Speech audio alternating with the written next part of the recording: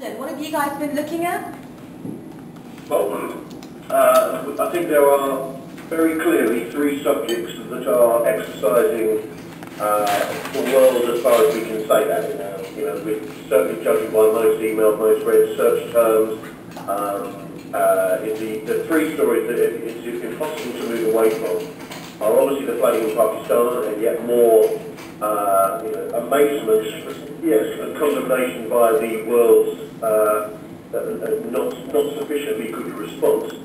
The mosque is still playing, the 9/11 mosque is still playing very, very big, and has obviously kept going over the weekend. I appreciate that an awful lot of the blogosphere is US dominated, but in the English language, but there is no question there are still many different angles on that.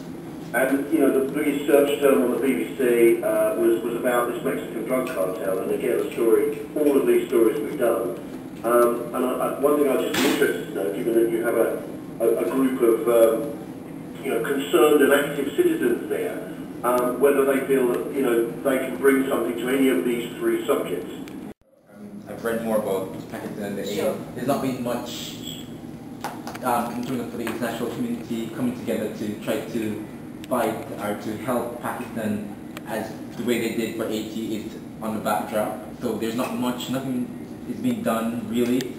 They always have a problem for getting relief. Despite President Musharraf at that time going out to the global community, the response has been very slow. There are token responses from many governments. I mean, I would call them just token responses. When people, when governments give $5 million, it's a token response. It's bare minimum that you have to give.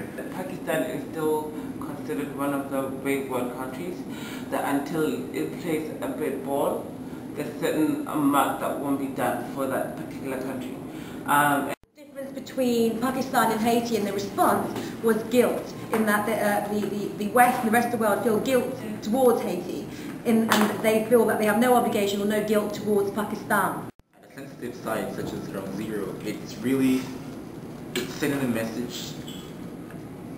It's a twofold in terms of it's representing like Muslim in terms of it's a Muslim thing, and then people are saying that it probably be these extremists that actually were part of the 9/11, and so Elon Musk really doesn't send a good picture, and people would not want to go back there. I think that it's sensitive. Like I see it sensitive because obviously it represents stuff, but the thing I didn't like, there's someone who was saying that it was going to be registered as like a charity, and then the people that were registering it would accept money from Islam and stuff, and like they were kind of berating them for doing that or saying that, but really, if you're a charity... There's suspicion surrounding the actual So transparency issues, yeah. It belies the American public inability to tell the difference between extremism and Islam still. I think it shows up the extent to which the bigotry remains. That it's not, that if their first reaction is not, it's just a religious place of worship, but their first reaction is terrorism, then they're still making the link 100% that extremists are Islamic. Are you sympathetic to why they feel that way? Some people might feel that way, considering the scale of what happened? No? Because it wasn't, I mean, Islam is not automatically extremist. I think what should be done is try and talk to the American citizens or the family members and say, look, at some point, this word I really do not like, but we really have to reconcile. Through symbolic encounters between groups of people that are historically minded. I think what's really funny about this whole story is about how Obama is being viewed by many Americans as a Muslim. As a person who's probably not born in the USA. Now these are things which are never brought up or even discussed earlier, but now the phobia has gone to that level, the paranoia has gone to that level. Is America Islamophobic, which is it's a big issue. This was apparently going on quite nicely, and now all of a sudden there's a lot of strong feeling. And there was a really obvious one in terms of religious freedom that an awful lot of our audience raised. Some of the demonstrators were holding up placards saying things like, until we can build a synagogue in Mecca, we shouldn't be allowing a mosque at 9/11.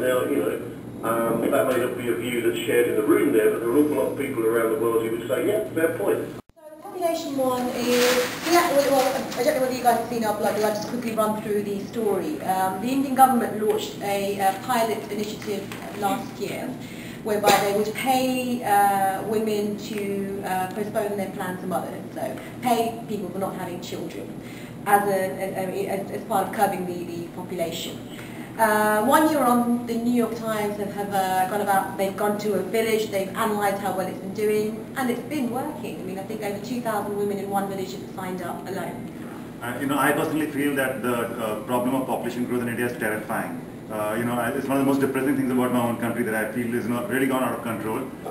In terms of putting into law, I think you're going against it. I think human rights will come in play where that is concerned. The wealthier you are, the more educated you are, you have less children. It's a financial burden to have a child. You don't want to share your wealth. We're saying we've got a choice. Well, the chances are the more, the poorer you are, the more likely you are going to take this offer, which obviously means that the lower classes don't populate as much as the middle and upper classes. Sorry to use a British analogy, but I think that's where people get a bit kind of concerned about it, don't they? That it's kind of effectively keeping down one class. I think what you mentioned before, how people have a lot of children because they see it as a way of security. If you use the incentive money for investment in a sustainable business, like even something little in a way, that could maybe be an alternative to having children. Get a husband and start giving birth, and all of a sudden you realize you really don't want to do that, but you can get paid to not get married and breed. That's fine. Mosque is playing strong here.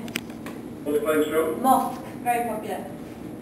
Look, the line we have, or the question that we have at the moment, or it's a suggesting question, or is there such thing as too much? Yeah, and I like that question. I think it will get people stirred up. I think we should do mosque, but I vote for Mexico and murder capital as well. I think we could get some interesting stuff there. I mean, I'm sorry I didn't catch your name, sir, but one of the gentlemen there from Jamaica, I thought what he was saying there was very interesting.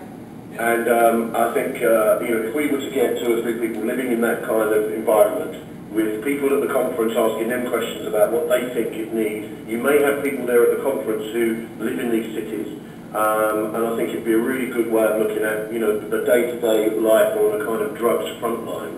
And I think that in itself would be very interesting. It seems to me if you did religious freedom and then you did a second half on kind of, living in the drugs thing, I think you'd be well away there.